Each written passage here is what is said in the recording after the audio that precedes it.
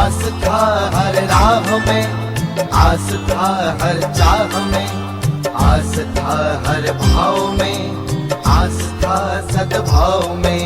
आस था, आस था।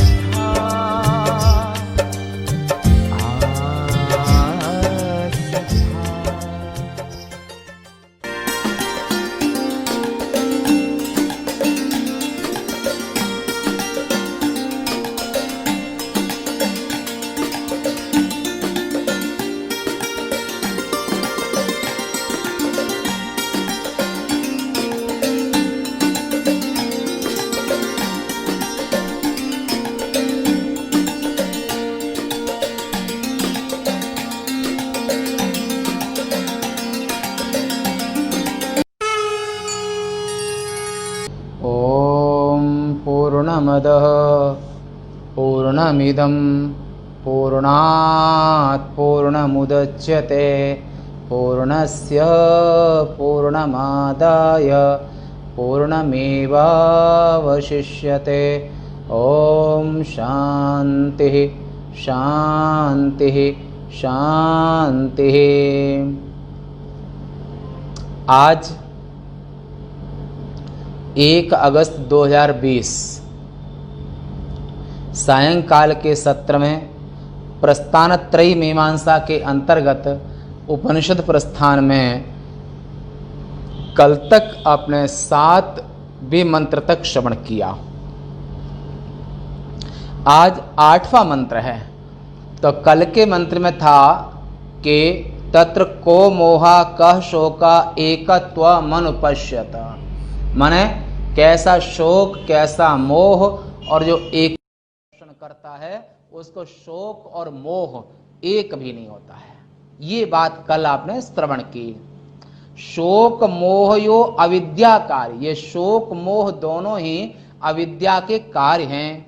ये तो आपने अविद्या के कार्य शोक और मोह दोनों की विवेचना करके आचार्य आगे जो आत्म स्वरूप में स्थित होते हैं उस आत्मा का विवेचन इस 8वें मंत्र में आरंभ करते हैं कि आत्मा किसे कहते हैं, आत्मा कैसा है, आत्मा कैसे जाने आत्मा को। और आत्मा के विषय में ये 8वां मंत्र यहाँ पर श्रुति भगवती स्वयं ही कहती हैं। तो यहाँ पर यो अयम अतीतैर मंत्रैर उक्ता आत्मा, यानी कि उपर्युक्त मंत्रों से जिस आत्मा का वर्णन किया गया है वह अपने स्वरूप से कैसे लक्षण वाला है, यानी कि इस बात को यह मंत्र बतलाता है कि आत्मा का लक्षण, आत्मा किसे कहते हैं, कैसे लक्षण वाला आत्मा है। उस आत्मा की विवेचना के लिए इस जगह पर इस मंत्र का आरंभ करते हैं। सपर्यगाक्षुक्रमकायमब्रणं अस्नाविरग्गुं शुद्धमपापविद्धं कविर्मनीषी परिभू स्वयंभोर्याथा तथ्यतो अर्थान् व्यदधाक्षाश्वतेभ्यः समाभ्यः। सपर्यगाक्षुक्रमकायमब्रणं अस्नाविरं शुद्धमपापविद्धं कविर्मनीषी परिभू स्वयंभोर्याथा तथ्यतो अर्थान् विदधात् शाश्वतेभ्यः समाभ्यः। स पदच्छेद, स परेगात छोक्रम, एक छोटी सूत्र आता है यहाँ पर, शा को छा हुआ है इस जगह पर। तो छोक्रम शुक्रम, तो छोक्रम अकायम अब्रणम अस्नाविरं शुद्धम अपापविद्धम कविर मनीषी परिभू स्वयंभो याथा तथ्यतो अर्थान विदधात शाश्वतेभ्यः समाभ्यः। ये इसका पदच्छेद हुआ। इसका अर्थ मूल श्रुति का जो अर्थ है, जो मूल जो वेद मंत्र है, ये यजुर्वेद का ईशावास्य उपनिषद है। तो इसका जो मूल आठवें मंत्र का जो अर्थ है वो उसमें कहते हैं कि वह आत्मा, स आत्मा तत्वमसि, स आत्मा स तत्सत्यम स आत्मा छांदोग्य श्रुति में इसको सत्य कहा आत्मा को, और वह आत्मा संपूर्ण ब्रह्मांड का जो सत्य है, संपूर्ण ब्रह्मांड का जो आधार अधिष्ठान है, वही हमारे तुम्हारे अंतःकरण में आत्मस्वरूप होकर के वे ईश्वर ही विद्यमान है। वो ब्रह्म ही यहाँ पर आत्मा बन करके और सबके हृदय में हृदयेश बने हुए हैं, सबके दिलों के दिलेश बने हुए हैं। पर संसारी व्यक्ति अपने दिलों के दिलेश को न पहचान करके और नाम रूपात्मक जो शरीर हैं जो, तो वहां पर संसार में ना जाने किस किस को अपना मालिक बना लेते हैं, ना जाने किस किस को अपने हृदय में स्थान दे देते हैं। परंतु हृदय में जो स्थान है वो केवल आत्मा मन सत्य स्वरूप आत्मा का है। जो सत्य है वही आत्मा है, माने वह आत्मा सर्वगत। सर्वगत का अर्थ होता है कि सबके अंतःकरण में व्यापक, शुद्ध, अशुद्ध नहीं, शुद्ध, अशरीरी। अशरीरी का अर्थ होता है स्थूल और सूक्ष्म दोनों देहों से रहित, अशरीरी। अक्षत यानी कि न क्षतम अक्षतम, जिसमें कभी कोई जो कभी क्षत नहीं होता है। और आपने देखा होगा स्थूल देह में देह को भी क्षति होती है, कभी हाथ नहीं है, कभी पैर नहीं है, कभी आंख नहीं है, कभी कान नहीं है, तो स्थूल देह में भी क्षति देखी जाती है और सूक्ष्म देह में भी क्षति देखी जाती है। लोग कहते हैं और लोग एक दूसरे को दिल को क्षति पहुंचाते हैं, दिल को तोड़ देते हैं। तो आपने दिल को टूटते हुए भी देखा होगा। और कहते हैं कि शीशा हो दिल, आखिर में टूट जाता है। तो अगर शीशा गिरेगा वो भी टूटेगा, और माया से जन्य जो दिल है तो वो भी टूटेगा। परंतु दिल में रहने वाला जो दिलेश है, जो अधिष्ठान है, दिलेश है, जो उसकी आत्मा है, और वो दिलेश नहीं टूटेगा।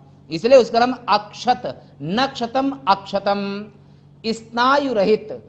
पहले तो यहां पर स्नायु का अर्थ होता है कि जो धमनियां, जिसमें ब्लड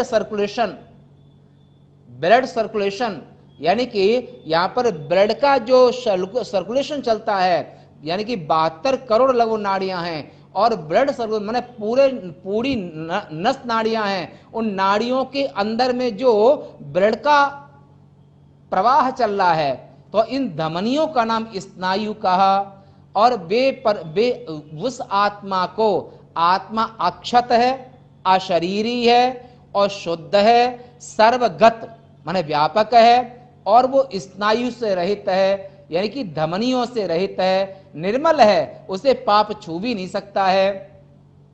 निर्मल, अपहत, न हतम अपहतम, सर्वदृष्टा और सब कुछ जानने वाला, सर्वज्ञ, सब कुछ जानने वाला। तीराकत तीन कारण ज्ञाना, करतलगत आमलक समाना, जो सर्वज्ञ है, सब कुछ जानने वाला है। नख से लेकर के और सिख तक जो भी एक्टिविटी होती है बॉडी में, आत्मा को ज्ञात होता है। सर्वोत्कृष्ट है, माने इससे उत्तम कुछ भी नहीं है। सा काष्ठा सा परागते, ये आत्मा ही पराकाष्ठा, इससे आगे कोई गति नहीं है।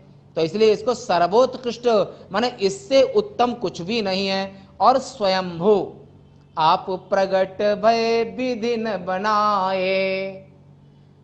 और ऐसे आत्मदेव जब अवतार लेते हैं तो ब्रह्मा जी खुद आश्चर्यचकित होते हैं कि नरसिंह भगवान का देह हमारी सृष्टि के अंतर्गत नहीं आता है। और जब लीला पुरुषोत्तम जब ग्वाले के रूप में भगवान कृष्ण हैं और उनकी गायें और बछड़ों को चुरा करके ब्रह्मा जी ले जाते हैं, तो वहां पर ब्रह्मा जी लेके गए तो वो भगवान कृष्ण ने संकल्प मात्र से गायें भी बना दी, बछड़े भी बना दिए, और वो टाइम से अपने वहां जाते हैं, फिर चरने आते हैं। ऐसा 1 वर्ष तक प्रभु ने, ईश्वर ने, जगन्नियंता ने और ऐसे आत्मदेव ने, भगवान कृष्ण ने वहां पर बछड़ों को सबको बना करके और डेली घर जाते हैं, फिर चरने आते हैं, पर वहां पर जो मुख्य गायों को तो ब्रह्मा जी ले गए।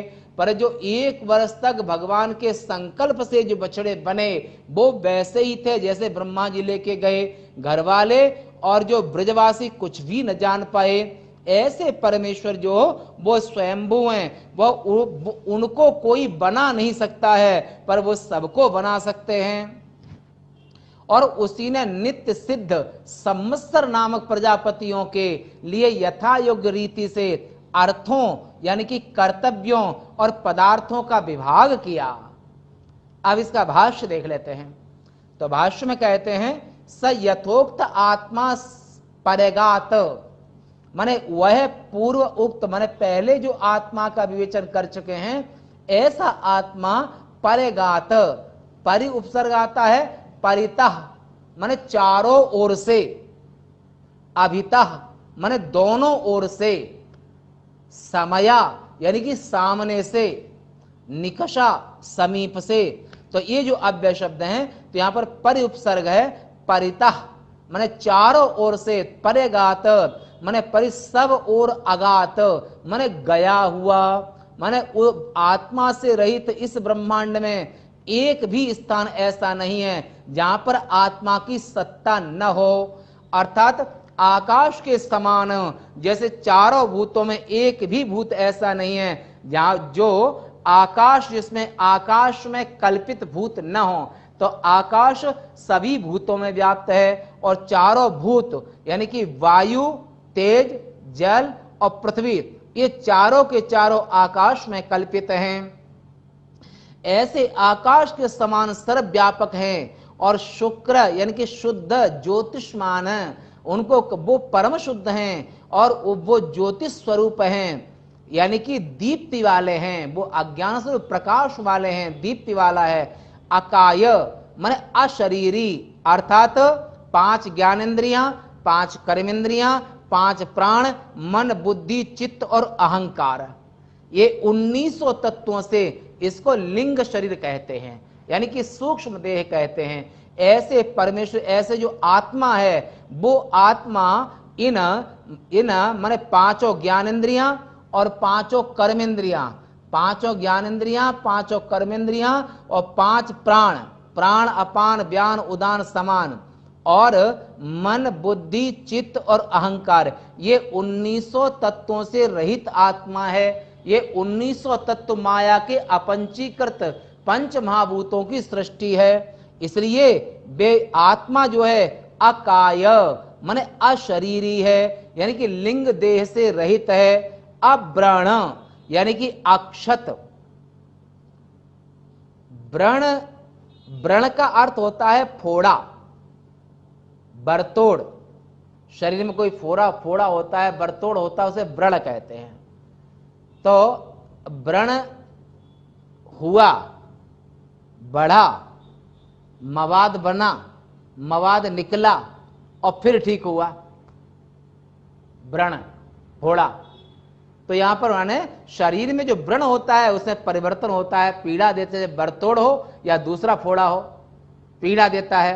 तो ऐसे यहां पर आत्मा में आत्मा अव्रण माने शरीर में व्रण हो सकता है, शरीर में फोड़ा हो सकता है, शरीर में बरतोड़ हो सकता है, पर आत्मा में कभी भी कोई व्रण नहीं हो सकता है, आत्मा में कोई व्याधि नहीं हो सकती है, आत्मा में कोई भी व्रण माने अव्रण यानी कि ये व्रण से रहित है। अस्नाविरम, अस्नाविरम माने स्नावाह माने स्नायु मंडल है।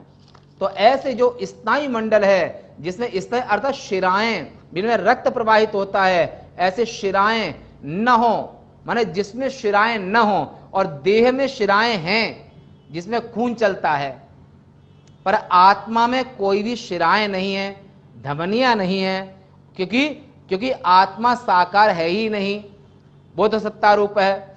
इसलिए अस्नाविरम माने स्नायु रहित, उसमें स्नायु नहीं है। अव्रण और अस्नाविर इन 2 विशेषणों से स्थूल शरीर का प्रतिषेध किया गया है। अव्रण और अस्नाविर, अस्ना है ना माने स्नायुओं से रहित, माने स्थूल देह से रहित। आत्मा ना तो सूक्ष्म देह है और ना स्थूल देह है, वो दोनों देहों से जो रहित है और दोनों देहों का मालिक स्वामी और दोनों देहों का अधिष्ठान जो है सत्ता मात्र है और चेतन है। ये दोनों के दोनों देह जड़ हैं। ऐसा जो आत्मा है वो स्थूल देह से रहित है, वो आत्मा सूक्ष्म देह से रहित है, वो शुद्ध है, निर्मल है, कोई मल नहीं उसमें, यानी कि अविद्या रूप मल से रहित नहीं सकती है, माया उसे छू भी नहीं सकती है। इससे कारण शरीर का प्रतिषेध है। और ये तृतीय वाक्य जो बोला कि शुद्ध निर्मल, शुद्ध मपाप विद्धम, यानी पाप उसको बिंद नहीं सकता है, पाप उसको छू नहीं सकता है, पाप स्पर्श नहीं कर सकता है। यानी कि जो आत्मा है वो स्थूल देह से रहित है, सूक्ष्म देह से रहित है और अज्ञान ही कारण शरीर है। तो इसलिए वो शुद्ध और निर्मल, ये जो निर्मल विशेषण दिया, यानी कि कारण देह से भी रहित है। अविद्या ही कारण देह है, माया ही कारण देह है, तो अविद्या और माया से भी रहित है। इससे कारण शरीर का प्रतिषेध किया गया है। अपाप विद्ध, धर्म अधर्म रूप पाप से रहित है, यानी कि इस आत्मा को कभी पाप और पुण्य छू नहीं सकता है। शुक्रम इत्यादि से नपुंसक लिंग वचनों को पुल्लिंग में परिणत कर लेना चाहिए, क्योंकि सब पर्यगात इन्वर्टेड कॉमा का है, मूल श्रुति का है, ये मूल मंत्र में आया है। सब पर्यगात माने इस पद से आरंभ करके फिर कभी मनीषी आदि शब्दों द्वारा पुल्लिंग रूप से ही उपसंहार किया गया है। शुक्र, शुक्रम नपुंसक लिंग में है, तो आत्मा का विशेषण शुक्रम भी है, पर यहां पर नपुंसक लिंग नहीं लेना चाहिए। इस जगह पर आगे जाकर कवि शब्द प्रयोग किया है, वो आत्मा कवि है, मनीषी है। इन आदि शब्दों का भी प्रयोग आत्मा के लिए ही किया गया है। अब कवि शब्द की व्याख्या करते हैं कि कविर क्रांतदर्शी, कवि क्रांतदर्शी, सर्वदृक्, नान्यो अतोस्ति दृष्टा। ये बृहदारण्य उपनिषद के 3:7-23, ये बृहदारण्य उपनिषद के 3:7 और 23। तो वो आत्मा वो कवि यानी कि सर्वदृक्, सर्वदृक् क्रांतदर्शी। क्रांतदर्शी की एक व्याख्या और करें कि क्रांत का अर्थ है अतीत,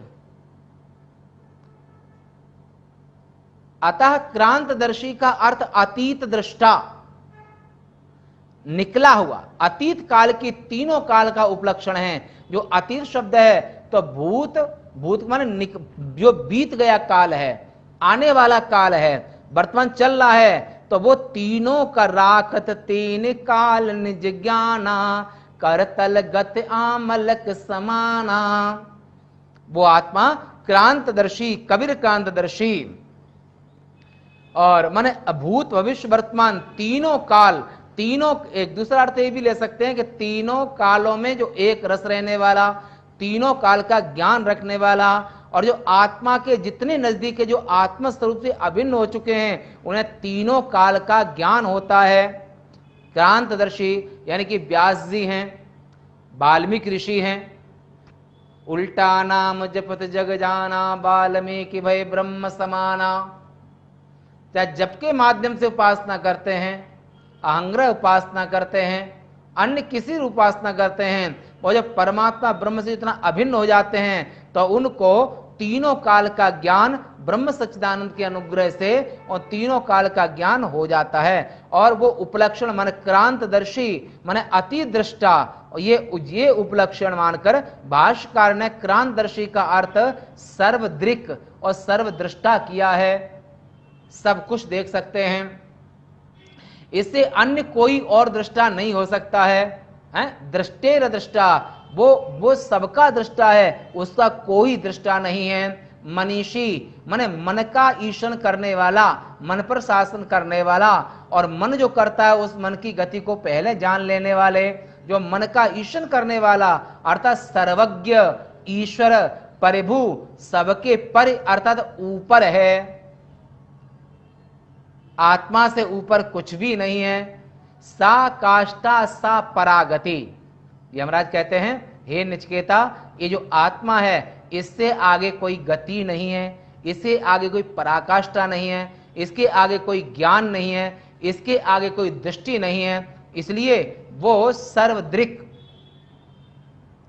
और वो सर्वज्ञ ईश्वर है। आत्मा ही ईश्वर है और ईश्वर है सर्वज्ञ परिभू, माने सबके परि अर्थात ऊपर है, इसलिए परिभू। और स्वयंभू माने स्वयं ही है।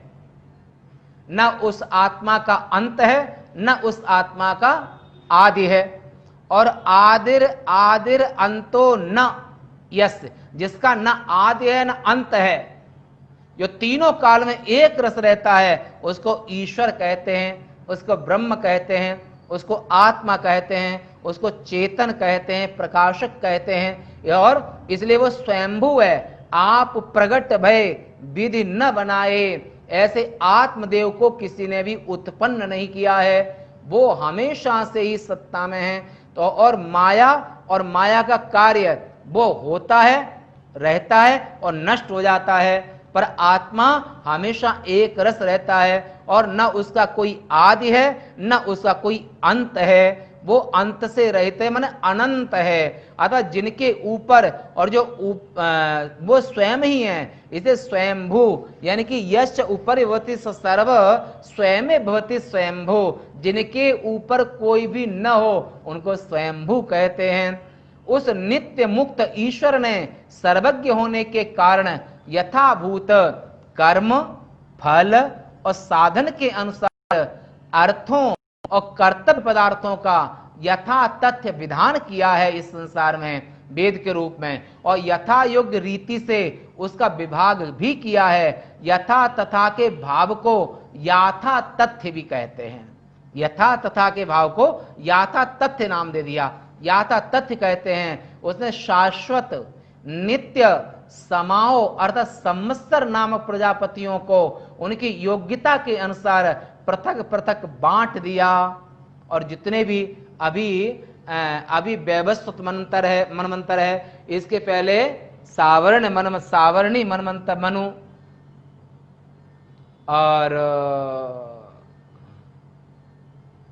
और भी मनु हुए हैं। तो ऐसे और ये तो यहां पर इसलिए 27 कल्प भी 27वां चल रहा है। तो हर कल्प में हर मनमंत्र में एक मनु होता है, पर मनुओं को भी वो पैदा करते हैं, पर आत्मा को कभी कोई पैदा नहीं कर सकता है, वो स्वयंभू हैं। इसी बात यहां तक रखते हैं। भाष्य बड़ा है, काफी है, अब शेष भाष्य को कल करेंगे। आज यहीं तक। और लाइव में आए हुए सभी के लिए ओम नमो नारायणाय। पूर्णमदः पूर्णमिदं पूर्णात् पूर्णमुदच्यते पूर्णस्य पूर्णमादाय पूर्णमेवावशिष्यते। ओम शांति शांति शांति। शंकरं शंकराचार्यं केशवं बादरायणं सूत्रभाष्य कृतौ वन्दे भगवन्तौ पुनः पुनः। ईश्वरो गुरुरात्मेति मूर्तिभेद विभागिने व्योमवद्व्याप्तदेहाय दक्षिणामूर्तये नमः। ओम शांति शांति शांति। नमः पार्वती पतये। हर हर महादेव।